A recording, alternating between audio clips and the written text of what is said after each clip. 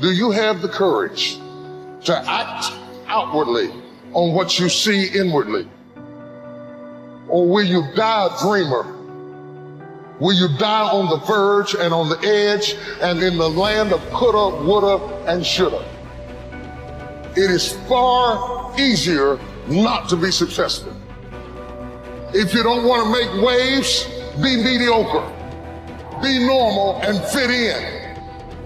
And some of you, there are things you like, you have absolutely no control. You are like a slave to you. You are a slave to your personality. You are a slave to some of your vices. You are a slave to some of the things you like. You are a slave. You have absolutely no control. And what I'm telling you is the reason why we fast from time to time is not that we have to fast, but at some point you gotta fast because you gotta tell the flesh who's in control. I'm in control. You're not in control. I know you don't want to wake up. You don't have an option. Get up. And the time is now. The secret of your success is determined by what we do daily. Make every day your masterpiece. So right now, what do you want to change? What's it really like? What do I really want in depth? What are the rituals that will get me there? And then get yourself to start a few of those actions and lock them in place. So start the new process. You can begin a new habit no matter how small it is. Small isn't important. Whether or not you start and whether or not you continue are all that is important. So to have a prosperous life, start a prosperity plan. To become wealthy, start a wealth plan. If you are ill, start a health plan. If you don't have energy, start an energy plan. If you don't feel good, start a feel-good plan. If you're not smart, start a smart plan. If you can't, start a can plan. If you haven't, start a have plan. Recognize that the start of the better life, the happy life, the wealthy life is today. Both the process and the result can begin today. Start the new journey today. If you think of a new idea, today is the day to begin the discipline of putting that idea into action. Set this day up as a long, busy, exciting start for your new life. You have to remember, all success starts with self-discipline. It starts with you. Abraham Lincoln said, discipline is choosing between what you want now and what you want most. You only have two options. Suffer the pain of discipline or suffer the pain of regret. The choice is yours. Get some momentum going on your new commitment to the better life. Start the thrusters going. Prove to yourself that waiting is over, hoping is past, and that faith and action have now taken charge. It's a new day, a new beginning for your new life.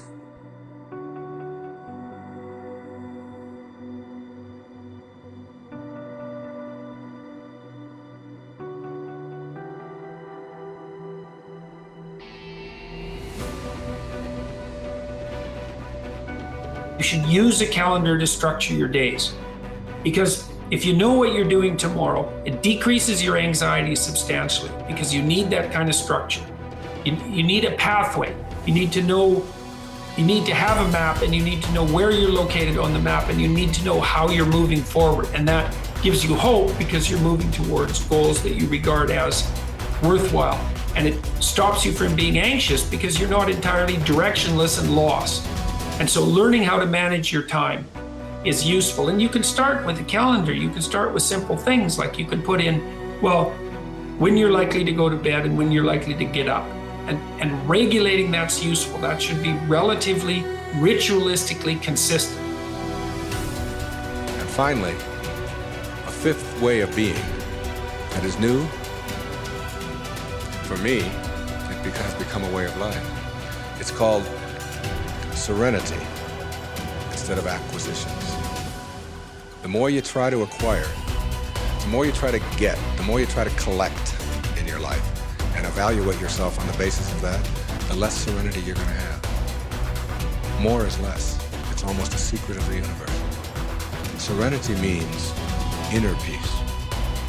It means that you can find joy in every moment that you have in your life instead of always looking for it. It means that while you are driving along the countryside, and seeing, instead of saying, I'm on my way to this point, that you can open your eyes and see it with new eyes. See the rolling mountains, see the grass, see the deer, see the sky.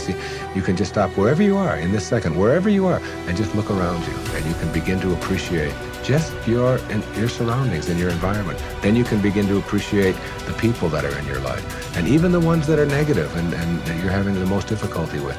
You can practice a new way of being with them, which is sending them love, sending them flowers, send them books, send them a tape, send them something, and just see what kind of reaction that you get. Super emotional health is just an attitude. An attitude is everything.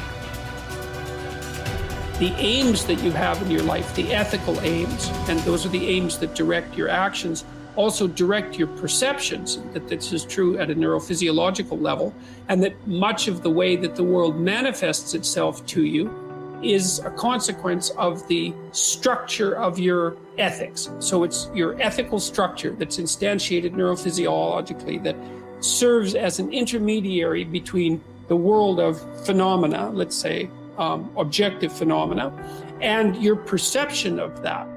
And you see the world through an ethical lens. And what I want to know is why we weren't taught these things growing up. Me too. Tell me. Right? So if they were like, okay, Tony, we're giving you the key to the education system. Yeah. And how would you apply, what teachings would you apply into about finances, learning about this, how to generate wealth as opposed to trading time for money, but really leveraging it and investing it the right way? What would you start implementing? Well, the first thing you want to teach anybody, a child, a kid, anybody, is that you'll never earn your way to freedom.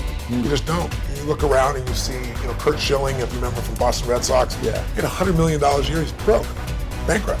I asked Warren Buffett, I said, what made you the wealthiest man in the world? And he smiled and he said 3 things. He said, living in America, great opportunities, having good genes, so I lived a long time, and he said the last thing is compounded interest. And we all know about compound interest, but I give the example in the book of this guy, Theodore Johnson, worked for UPS, never made more than $14,000 in income in his entire life in a year. And in old age, he was worth $70 million. And how did he do it? All he did was he took a percentage of his income. His percentage was 20%. Now his family said, you can't save any money. But he met a friend who said, if you pretend there's a tax, and the tax just took the money away from you, and you never see it, the money just comes out of your account, goes in an investment account, you'll be financially free. So he was disciplined, he didn't look at it, it happened.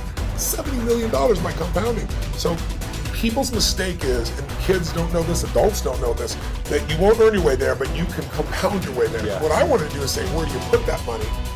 That's the trick, right? That's the secret. Well, the first trick is actually doing. Almost nobody does. Right. The second trick is you really have to understand where you're going to get hurt, because the fees. The fees are just destroy people. You have a whole chapter about the fees. I was like, this is incredible. Isn't it wild? It's nuts.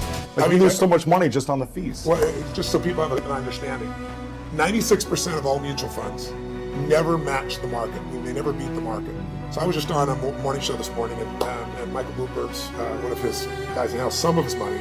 So while I'm, this is the only industry I know of where people think they can be a doctor. They think they can be a financial planner. And I said to him, look, the statistics, Warren Buffett taught me this. He said, Ray Dalio told me this. David Swenson took Yale from $1 billion to $24 billion in 2 decades. These are people telling me. Right. Nobody beats the market except a couple of unicorns that nobody has access to. And I said, I didn't say you're not one of them, but I said, here's the truth. 96% of mutual funds don't match the market. That means 4% succeed. Now, what are your chances of picking the right mutual fund? People don't know what they're doing. They put their money in a 401k, they pick a mutual fund not knowing what it is. If you play blackjack, and you and I play, and you get 2 face cards, and your inner idiot says, hit me, I want to get 1 chance in a million, I'm going to get ace. You have an 8% chance of winning. If you try to get a mutual fund, you got the 4% chance of winning. So what I show people is not only do you not get the result, thinking logically, if I hire someone else to do it, they'll do better than me.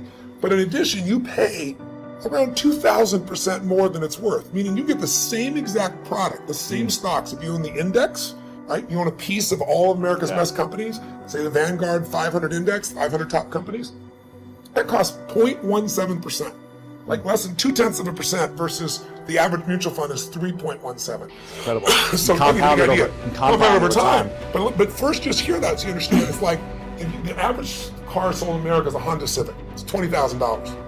You can get the Honda Civic for $20,000, or you can pay $350,000. That's the difference between 0.17 and 317. But if you look at it over a period of like, how old are you?